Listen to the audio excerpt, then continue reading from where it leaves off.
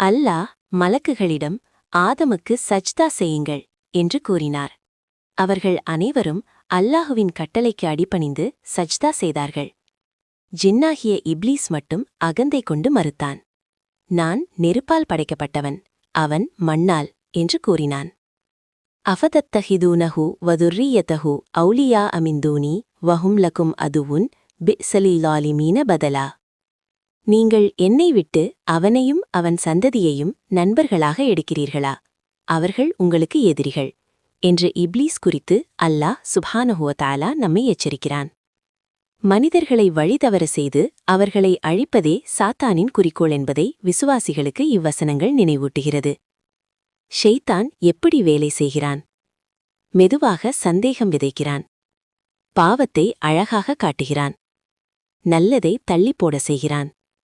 பெருமையை உள்ளே வளர்க்கிறான்.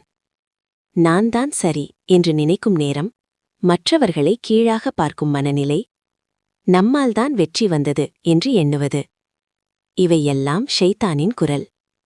யா அல்லாஹ், அகந்தையிலிருந்து எங்களை காப்பாற்று. ஷைத்தானின் வஞ்சகத்தை உணரும் அறிவைத்தா.